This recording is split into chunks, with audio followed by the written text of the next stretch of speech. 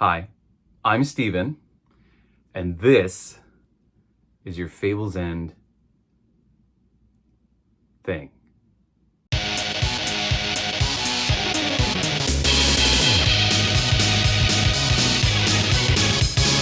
So the purpose of this video is to give everyone a comprehensive update as to what's happening in the Fable's End world.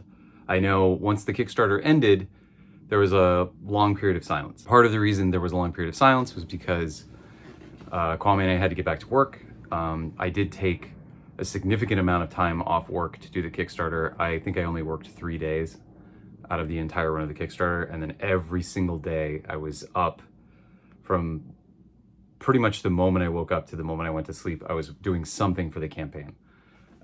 It was a lot of work, a lot of work. It was more work than I've ever done for anything, really. And then once that ended, it was like, okay, I gotta make some money now. So I had to go in and actually do other work that was for my other freelance stuff. And Kwame has a full-time job, so he was doing that stuff too. So if you didn't hear from us for a while, sorry. I was kind of in and out of the Discord because I couldn't really let it go. I did need a break just to take a moment and step away. I needed it. The Kickstarter, as great as the results were, it was incredibly stressful. There were definitely moments during the Kickstarter where I wasn't sure if we were going to make it. And we had a huge boost towards the end, which really helped us out. PAX Unplugged really helped us out. Huge shout out to everybody that showed up at PAX Unplugged. One of our YouTube content creators that we reached out to, Kodak, he really helped us out. I'm going to put a link to his channel below because his stuff is great. If you like trading card games or you like toys or collectibles, his channel's awesome. He's really great. So I'll link him. There's going to be other links that I'll put in there too for other things. But yeah, so it was very stressful. So I needed some time to kind of recoup. And that's one of the reasons why I've been absent. I've been trying to get in and out of the Discord as much as I can, but you know, it's dependent upon what other responsibilities I have around work and getting other things done. The good news is that I did get some work, and I will have some work in January, so I'll be able to kind of like fund and jump between that and Fable's End, which is important because January is going to be a huge month for us. There's a ton for us to do. It's our list of things to do is like 20 things that have to happen in January. In that list of things, there are some things that are relevant for you as people who are players or who backed us on the Kickstarter or who are just discovering the game. You want to get a copy of the game, but you don't know how yet. We'll get to that. And then there's a bunch of stuff on there that's not really relevant to you at all. It's just back-end stuff. Like a lot of it's legal, copyright, trademarking things, making sure that all of our files are prepped for when we send them to the manufacturer, stuff like that. It's just stuff that isn't that interesting. So in this video, originally what I wanted to do is I wanted to have like a breakdown of January, February, March, April, May, June, July, the other months of the year, and go month by month and just tell you exactly what's going to happen during those months. And I will probably release another video that is that. As for now, though, I'm just going to touch on the things that I think are most relevant to you. I'm going to talk about the state of specific things and when you can expect certain things to be available to you, and some of the plans that we have for the year and kind of what we think we have in terms of release schedule, what we're going to release. I'm not going to get into too much of that because I don't want to spoil anything.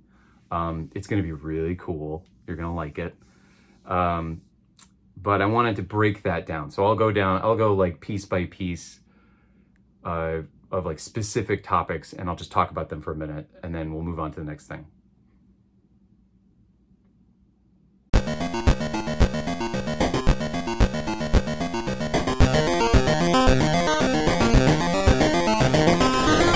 So first, huge thank you to everybody that backed us on Kickstarter, by the way. We did exceed our goal. We did get to 25, which is a huge deal. I know that in the grand scheme of things, compared to other Kickstarters, it was pretty modest. Like it was a pretty conservative we didn't really like, it wasn't like a grand slam home run or anything. We did well, but we didn't do amazing. And considering the environment, it was kind of a miracle that we got funded too, because the market right now is very flooded with a lot of games that are like what we're doing. Fable's End is unique in a lot of ways, but it's also part of a larger market full of games that are really similar. So we're competing with a lot of different games, and we didn't have the same kind of hype train that a lot of other games do. And a lot of it's just because we're new and we don't know what we're doing on that front. And we're getting better at it, and we're learning more about how to kind of establish that hype and market the game. A lot of it is money. One thing I will let you know is that when you see a campaign that has that $100,000, $200,000, $1 million, $2 million final number, it's generally because they spent thousands of dollars ahead of time on a PR campaign using a service like Launchboom or even like crowdfunding nerds is another one. Those generally really help campaigns, and the trade-off is that they cost a lot of money up front. So one of the things that we were discussing early on was, do we do something like Launchboom? But the intro, like the very intro level, was about $5,000. So it was very expensive for us to try to put that money into that company, not knowing what we would get out of it. We weren't sure that it was going to benefit us in a way that we thought would really help the campaign. We just didn't know. And a lot of that's just kind of like, you start, everybody starts somewhere, and we did a lot of research. It wasn't like we didn't know anything about Kickstarter at all when we started. We did, we got funded because we did a lot of research. We got funded because we did our homework in a lot of areas. That being said, the Kickstarter probably could have done better had we had the financial investment, and if we had a lot of extra capital at the very beginning that we could have spent on agencies to help us with all of our pre-launch campaign stuff. And that was the lesson that we learned kind of in the middle of the campaign, where we weren't sure what was going to happen. We just didn't know if spending that much money would be worth it. And I don't know, it's still tricky to know, like, if we spend $5,000, would it have netted us the same results? And we don't know. It seems like a lot of campaigns, when they spend that money up front, they generally do really well. And that's just the trend, but that doesn't necessarily mean that that's true 100% of the time. It's not an absolute. So given that, like, we basically had pennies to work with, there's a reason why we did the Kickstarter in the first place, because we didn't have any money.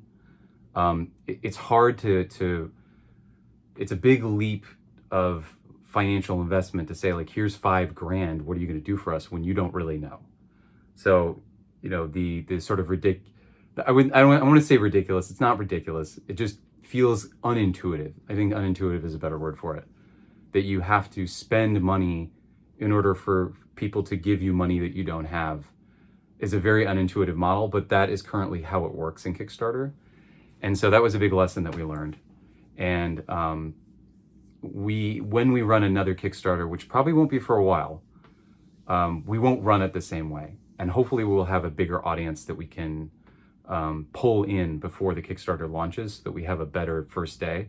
Even though we had a great first day, I think we raised something like $11,000 on our first day, or $10,000, which is great. I mean, that's just like, again, it's a testament to everyone that is watching this and everyone that contributed. We could not have done that without you. So, yeah. Anyway, the funding that we have, though, is it ended up being something like $23,000 because Kickstarter takes a cut. So they take 5% off of the total, and then there's a processing fee that they have, and then they run a processing percentage off of every transaction. And that transaction, depending on how much the transaction is, will determine how much that processing fee is. It's really not that much. That particular cost only ends up being like $100 total. They charge like it's like a 50-cent per transaction fee. And we had 248 backers, I think. So it ended up working out to be, a little over $100, not a big deal in the grand scheme of things. And then the percentages that they took from the gross and from other transaction stuff, it ended up being, we got about 23,000. So, which is like very respectable. That's a pretty good number for us, because it is above what we thought we were going to get. And it's a little bit above what we need. Now, that being said, it sounds like it's a lot of money. And in some ways it is, but in other ways it really isn't that much. It is, and I'm not saying this because I'm not grateful. Please don't misunderstand what I'm saying here. I'm not saying like, yeah, thanks for nothing, guys. Like, that's not what I'm saying at all. I want to be really transparent about how this all works and how it all shakes down. So when we did our estimates, we were roughly looking at something like $5,000 to $6,000 of manufacturing money to manufacture what we wanted to get made, given all of the components that we wanted to make in the box with the number of cards and certain types of components. And we ran those numbers a few different ways, looking at different components for the game, and we hit around $5,000 or $6,000 for our manufacturing, and that's 1,500 units. So that's 1,500 core sets basically. We are playing with the numbers still. There's still a little bit of like, okay, we have a little bit of extra money. What can we do with that? And I'll tell you where that money breaks down elsewhere. But the shipping is really where the money starts to be more useful. Not that it's not useful for manufacturing. It's just that the manufacturing costs are for now fairly set. Shipping is going to be one of those things where we just don't. We have the information, we have the estimates, we kind of know where, how much is it per pallet, per, to store it in a warehouse so that we can have people order from us online and then it's just delivered from the warehouse. And we have those costs figured out, as well as how much it costs to actually ship the entire shipment of games to the United States from China. And those shipping costs end up being about $6,000 also. So the majority of our budget already is being taken up by manufacturing and shipping. And those numbers, we've gotten quotes. It's just that those things can change because we might stumble upon something in the interim between when we decide to hit the button on manufacturing and now that will change things, or that might change things. Because, for example, we're having a rule book in the core set. That costs money. I would like to have a printed rule book because I think a printed rule book is something that's really helpful for people. But there's an argument to say that, we just have a QR code and we link people to an online rule book that has an interactive element to it, right? Like there's a way to do that to make it work. That might be cheaper for us, so those costs might change.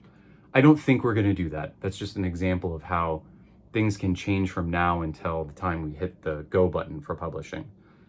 And when we get all that set and figured out, I'll do a follow-up video, or I'll do a follow-up announcement on the Discord explaining exactly how everything kind of came down. And we might go over the structure of the price. I don't know if you guys care. Maybe you do, maybe you don't. But I think in the interest of transparency, it's important for you all to understand you gave your money as part of an arrangement, and the arrangement is, here is my money, now you deliver something to me. And because the timing of that delivery is something like 6 months, I think it's important to communicate clearly why it takes that long and how that money all shakes out. Some of that money, the remainder of that money is going to various different places. Some of it is paying our contractors who we have working on Fable's End Online.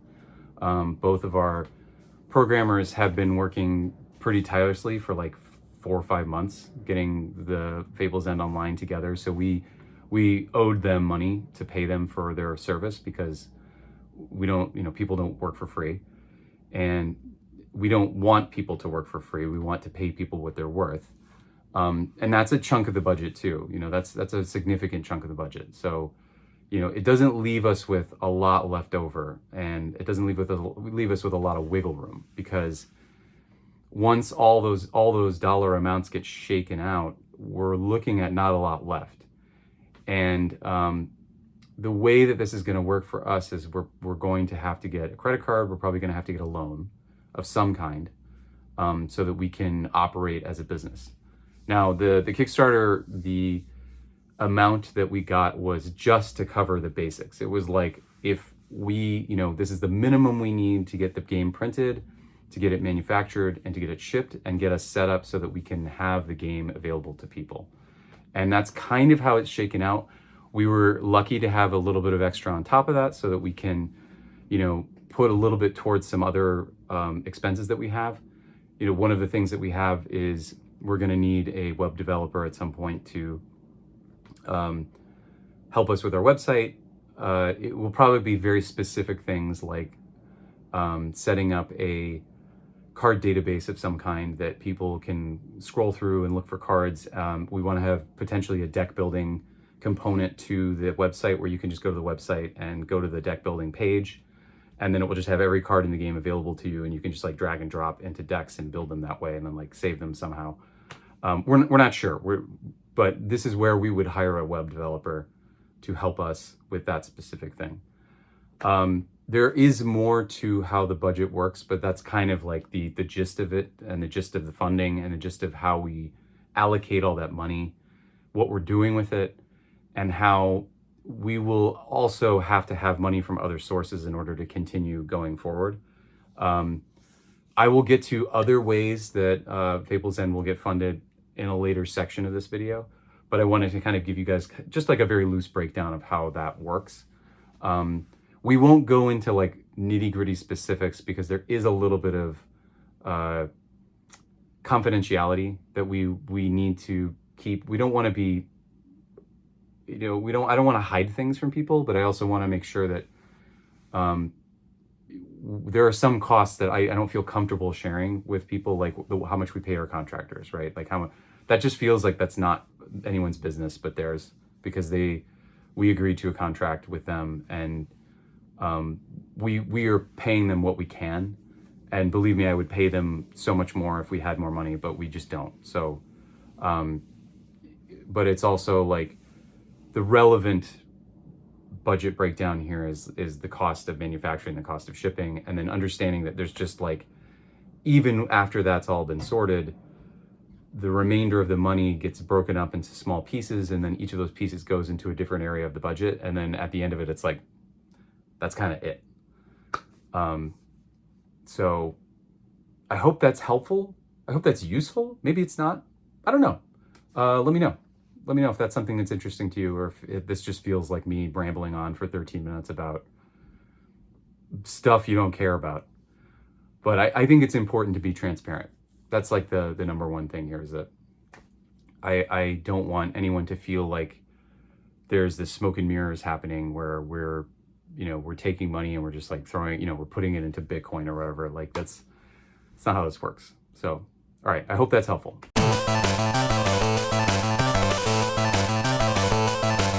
The rest of this video is not going to be as long as the budget part. The budget part was like, explaining all that is a lot. It just takes a long time to kind of break it all down. So the website, the Fable's End website will get an update. What we're doing in the moment is we're currently migrating the domain name from one host and one server to another, because we have two websites. We have our Dragonleaf website, which is our business website. And then we have the Fable's End website. And the reason we have two websites is because Dragonleaf is the umbrella company that will house other games that we will make. And believe me, there are other games that Dragonleaf will make. Fable's End is not going to be the last. It's not going to be the only. It will be the main game for a while. I'm not sure. It's really unclear as to the future of the company, but the plan is for Fable's End to be the main game for at least 5 years. And then there will be some other one-off games that we'll do, a handful of board games, a handful of card games. Some of which I will reveal in time when it makes sense. And I think it's sort of, they're not going to be Fable's End related. They're not going to be in the same world. So it may or may not be relevant to the Fable's End community. So Dragonleaf has its website, Fable's End has its website, and Fable's End needs to migrate to a different host because the domain that we have, the host sucks, and we really don't like it, and we're really not happy with it. And it's been a real pain with them. It's just it's like pulling teeth to get things done. And the website hasn't been working for some people. Kwame's been getting errors from the website for the entire time it's existed, and that's not good. That's like pretty unacceptable. So we've decided that we're just going to move from that domain to another one.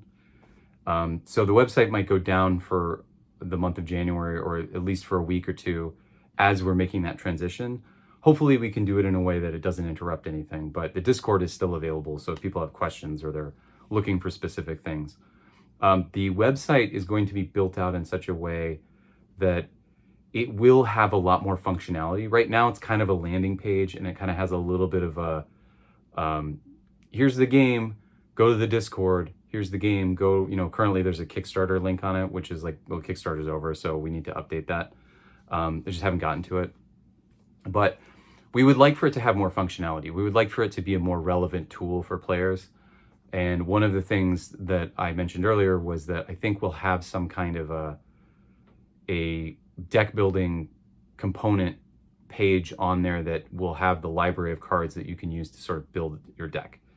We're not sure what that's going to look like. We're going to have to kind of discuss between Kwame and myself, like how we want that to be implemented.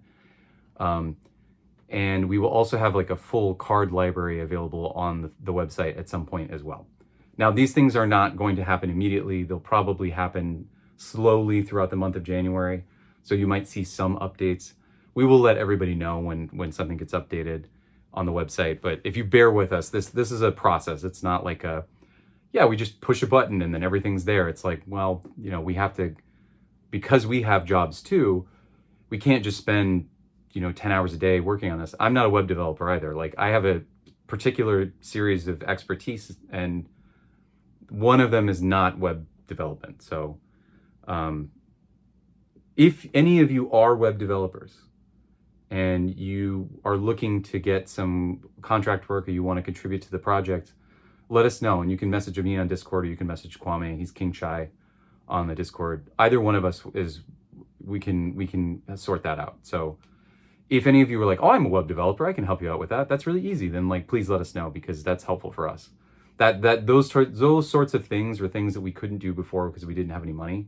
And now that we have a little bit of money, we can start to implement that outsourcing of specific things to other people. Before, it was like literally me doing everything. So, and that's not what we want to be doing. Like, that's not an efficient business. Like, I can't do everything, and I shouldn't do everything. And same for Kwame. Kwame and I have like specific roles we want to fill, and then we want to outsource everything else to it goes faster, it's better. We are better at our jobs when other people can help us. So in terms of the website, once we get someone else to start working on it, it will get up and get going faster. But the gist of everything is that the website will shift around a little bit. And the Dragonleaf website will be the area that we will set up our shop on. So when we do pre-orders, which we'll talk about in a second, the Dragonleaf website is where all of our pre-orders will be, and that's where all of our products are going to be listed. So when we start making other games, Dragonleaf will also have those other games on that website. Even if those games don't have their own website, they're going to have their store, they're going to be available in the store on the Dragonleaf website.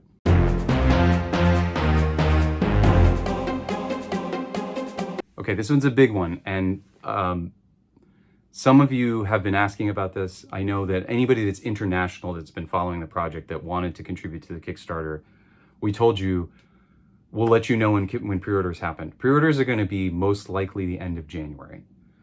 We would like for that to be set up by MLK, and that's Martin Luther King Day in America. That's towards the end of January. We would like for them to, is it the end of January? Hold on. What? Oh, it's the middle. Sorry, middle of January. So that's the 15th. So we would like for it to be by MLK.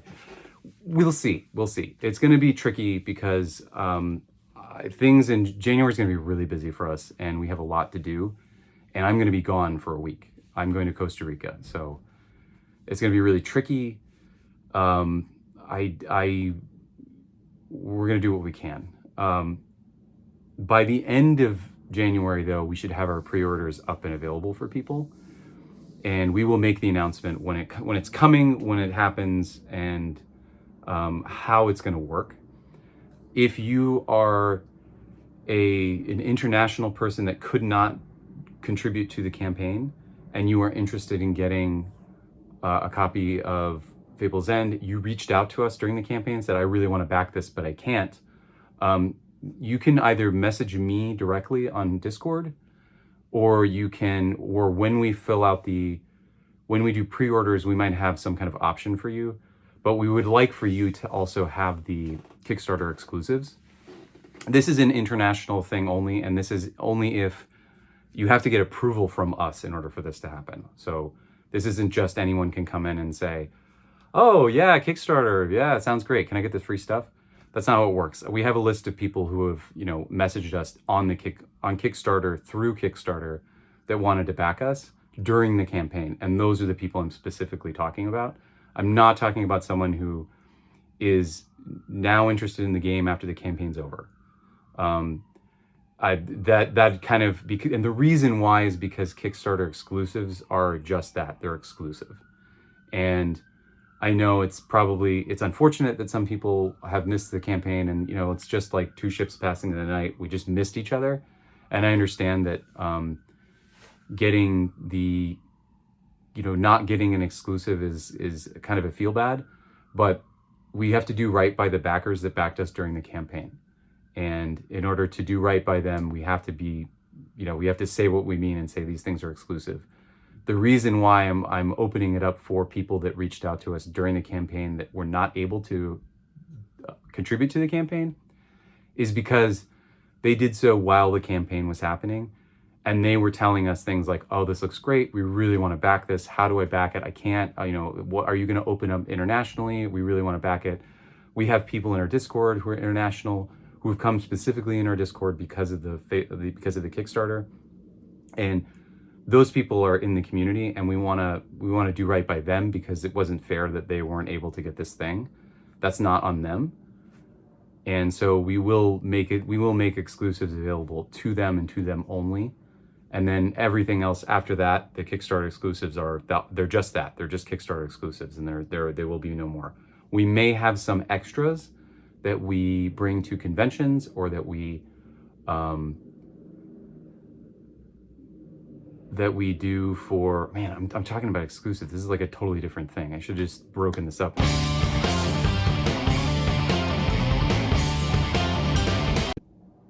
Kickstarter exclusives.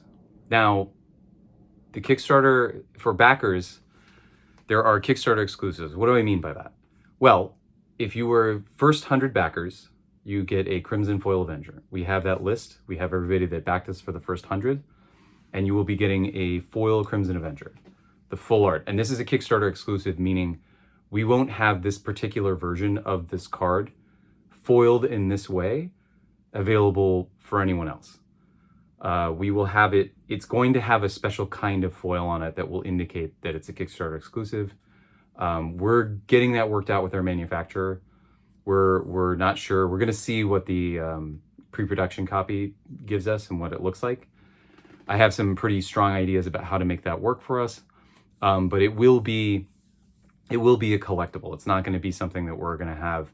Once the Kickstarter exclusives go out, that's it. There's no more Kickstarter exclusive versions of those.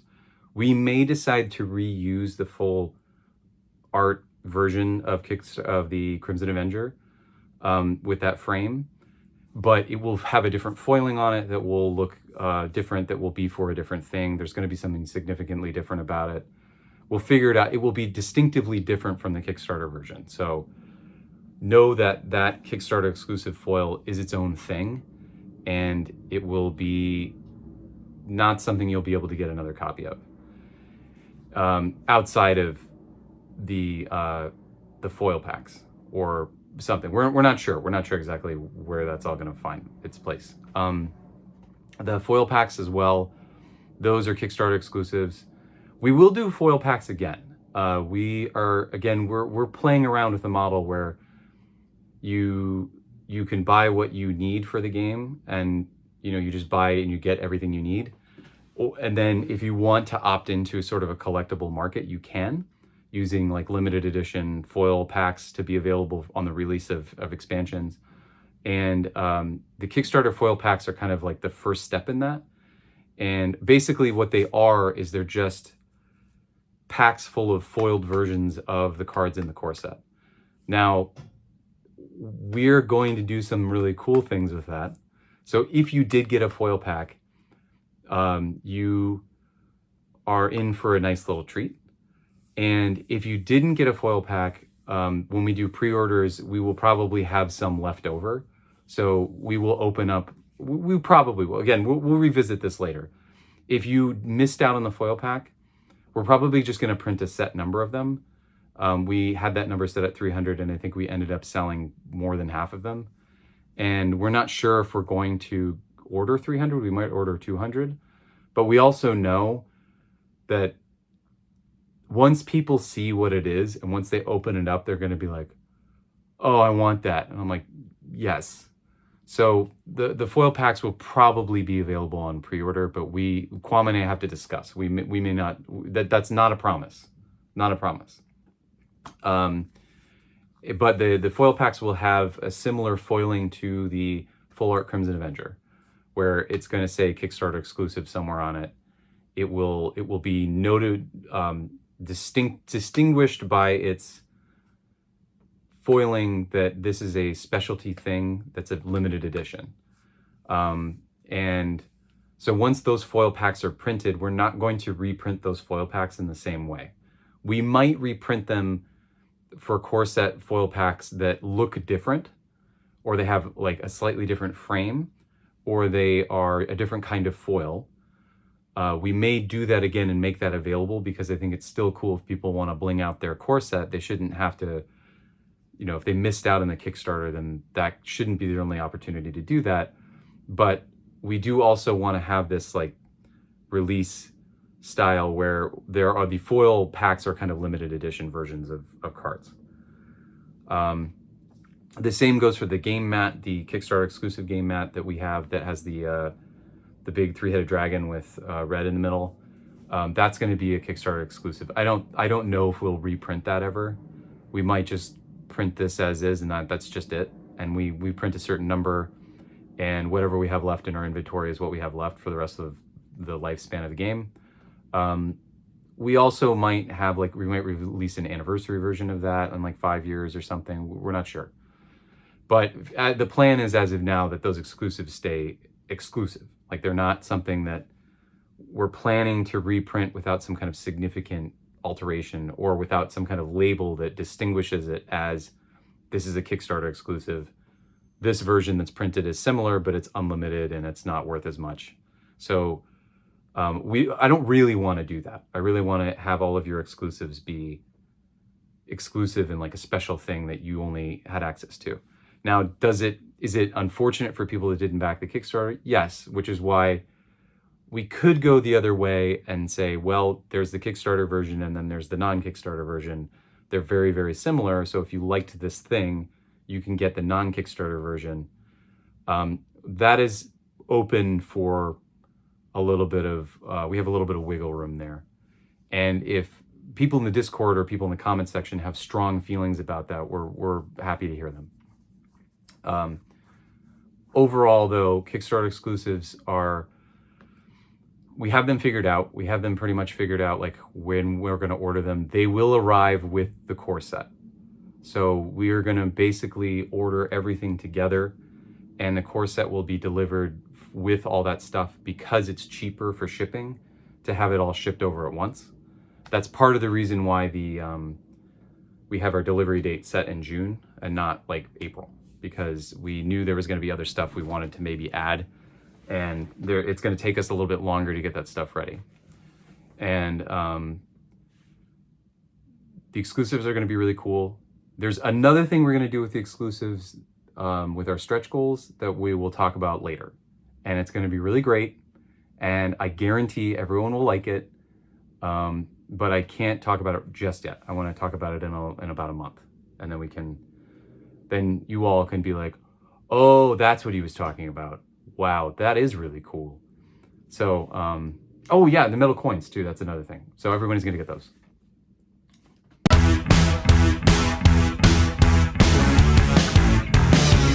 Did you know that we have a TTS mod? That's Tabletop Simulator, for those of you that don't know what that is.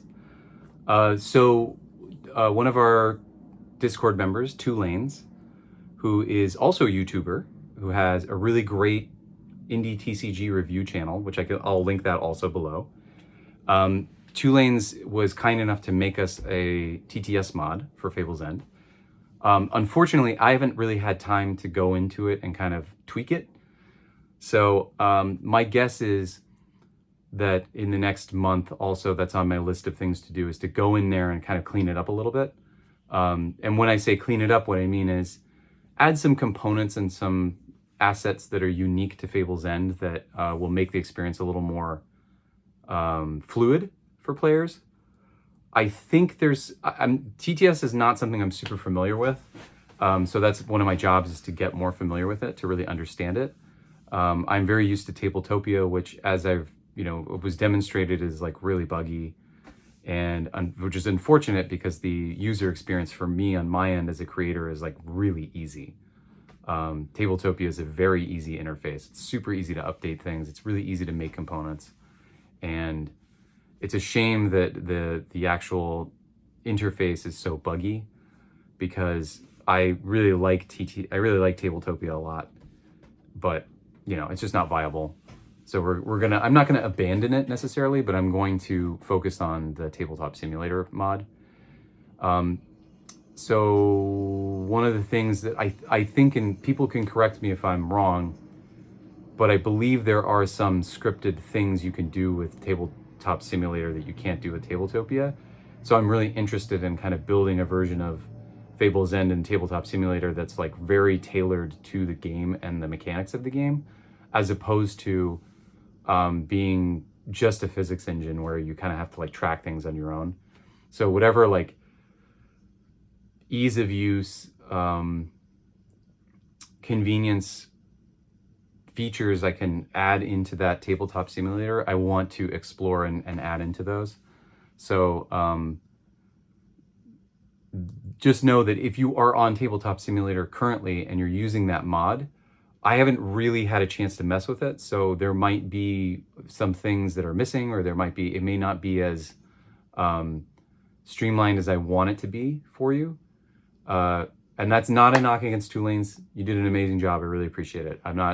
Please understand, this is not a knock against you at all. It's more like I just have a lot of assets that are in, my files for Photoshop that I can use to throw into that Tabletop Simulator and help the game be a little bit more, the experience to be more streamlined and to be more, better quality of life type stuff that just requires my assets that I have. So Tabletop Simulator will probably be the primary way to play Fable's End for a while, until the Fable's End Online starts to become readily available. But we'll talk about that next.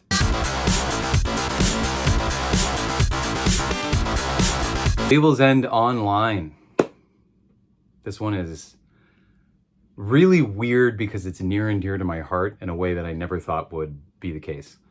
When I first designed Fable's End, I really didn't want it to be an online game. I wanted it to be a cardboard IRL in-person game only, because I was just like this, I have this thing against online card games, and I want it to be, I just didn't want that to be the case. And now that we've started to develop it, it's become really apparent that it's just going to be such a good tool for us. And it's First, I'll start with where it's at. Okay, so Fable's End Online right now, currently, is playable with the Wolf and Kraken core set decks.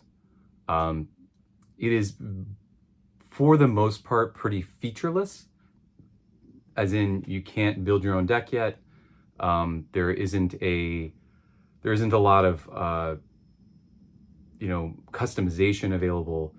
That's just stuff that will come down the line, and we will build it out. And Fable's End Online will constantly be added to and constantly be. It's just going to be this like ever growing organism that we are constantly manipulating and improving. But for the most part, those two decks are functioning pretty much exactly the way they're supposed to. All the card effects are programmed into it. There are like a handful of little things that, we're working through some bugs that are to be expected, because it's just how programming works. And it is playable between two people who are both online through Steam, which is really cool. That eventually, when the Mac version is implemented, which will be soon, for me, because I have a Mac. Kwame doesn't have a Mac; he has a Windows computer. And our programmers have Windows computers. So they're building the game out primarily for that. But then there's going to be a Mac version that will come out. It's it's the same game. It just has to be reformatted slightly to work for a Mac. Once that gets implemented, then Kwame and I, during the month of January, are going to be spending time just trying to break the game, just trying to make the thing fall apart, and trying to find as many bugs as we can, making sure that all the game mechanics are functioning correctly, making sure that all the effects are functioning correctly. Things like how many seconds do you reveal a card from someone's hand when an effect does that, so that you can actually look at it. All those things we're going to start implementing in the next month. And then once that is all in a good place, then we can start really building out the UI experience of the game. We can start putting things like a menu in there, and we can start working on the deck building aspect of the game. There's going to be a lot of like UI graphics and assets that need to be created for Fable's End Online that will take quite a bit of time. But all things considered, it looks like it's on its way to being alpha tested in March. And that, hopefully, we can get that up and running for everybody, and all of our backers are able to alpha test by the end of March. That's Q1. So we're on target for that, and it's pretty good. I think that it's all going to work out, barring some unexpected thing to happen. It should be available for an alpha test in March. Now, at the moment, it's most likely what the alpha test will just be you will be able to choose a deck and then play that deck just straight. It doesn't seem like deck building will be available by then, because deck building is a little more complex. It's more complicated as a component. And also, we want to save something for you for when you actually get your core set, because if you're playing Fable's End On all the time, and you've already gotten to the point where you're like, well, I've deck built all the options from the core set through the TTS mod or Fable's End Online. It's like, well, you get your core set, and like, what do you have? But we're going to get to that in a second, in the next section. But before we do that, though, Fable's End Online will be really, really great. We're really excited about it. It's going to be a really cool thing. It's kind of insane that it's actually happening. It feels like it didn't seem possible for a really long time, that we were like, oh, we have to have like $100,000 in order to make this work. And we had a really great opportunity, and we took it, and it's really, really cool. So we're really excited about it. And you should be too. Fable's End Online is going to be amazing. Particularly if you live in an area where you don't have a lot of players.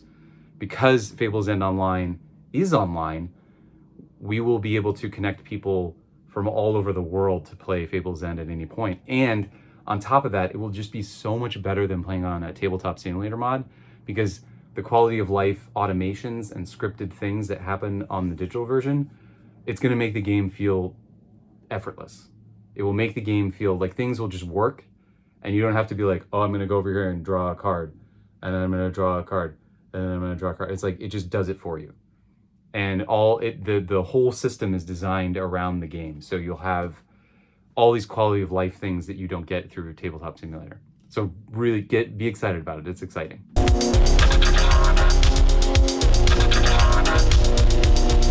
Okay, this is the best part. When Fable's End releases in June, what this means that when you get your copy, it will be shipped to you sometime in June. We're hoping early June, but we're going to reserve all the way up until the end of June, just because we aren't sure. Some things happen in the shipping process we may not expect. However, the really exciting thing is, I mentioned before that you were like, oh, well, if I'm deck building in Tabletop Simulator and I get my core set, and it's like, well, you know, I've already done all this, and I already explored all of what this is.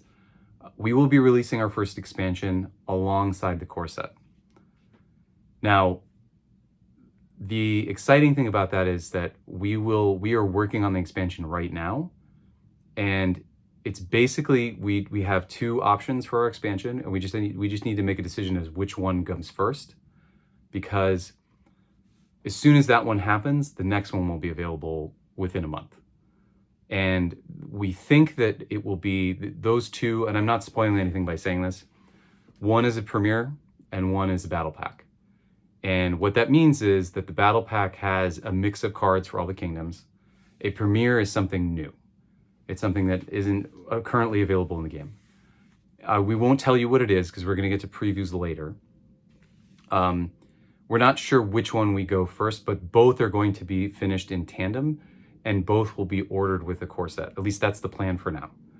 At least one of them will definitely be ordered with the core set, meaning we will send the files for the expansion along with the files for the core set so that they get printed in tandem, so that when we receive the core sets, we also receive the expansions.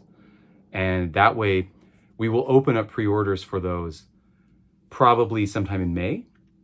And we will do previews for that, and we'll do pre-orders so that, like, theoretically you could get them at the same time, and you would get your collection of cards plus all of the, any of the exclusives, and also you could order an expansion and that could come to you too. So you could have, like, not only your core set, but a handful of other cards that you can work with as well, which is really exciting. And those cards are going to be super fun and really cool, and you're going to like them.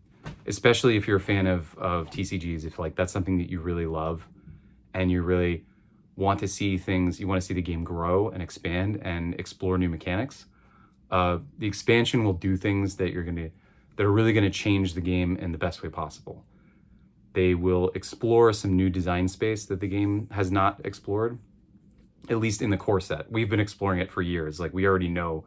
We've been wanting these things to happen for years. So we already know what works, and it's just like laying this foundation for how the game proceeds forward. These will be staple mechanics in the game and staple ideas in the game that will come up again and again and again.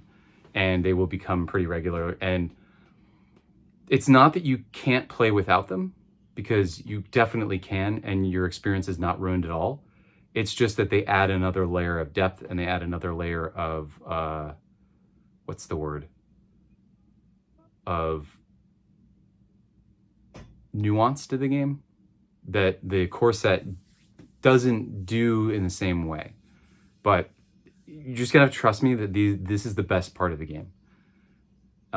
So once the core set comes out and then the first expansion comes out, we will have another expansion coming out soon after that.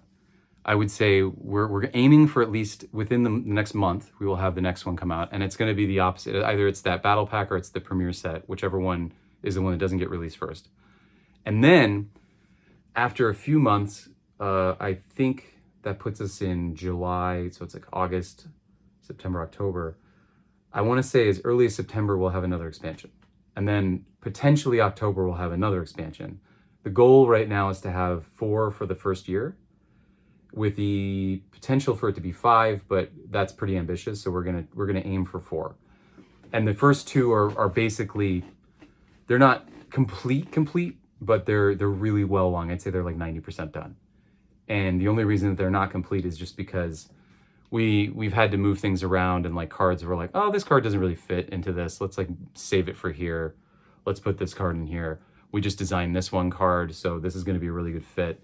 That first expansion, we really wanted to be safe. So we didn't want to like give the craziest design in the first expansion because it's like, oh, maybe this is a little much. It needs to be incremental in both complexity and power. So we can't just take the most extreme thing that we've made in the past 3 weeks and say like, yes, this is going to go into our first expansion, unless it makes sense. And some of those designs do make sense to go into our first expansion. So we're kind of like pulling some out, putting some in, and then once we get it all set, then we can say, all right, we're good. But I would say most of it is done. Most of those first 2 expansions are done.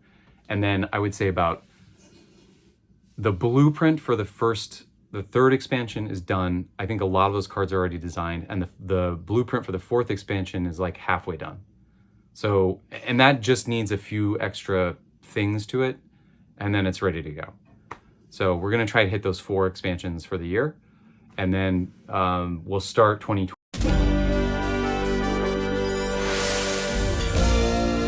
Thanks for watching this whole long spiel about Fable's End. I know it's a lot, and this isn't even half of the things I wanted to talk about. I just thought it would be more interesting and more relevant to you if we kind of broke it down into a few sections. Some of these were things that people have been asking about. Some of them were things that I knew were relevant to you as players.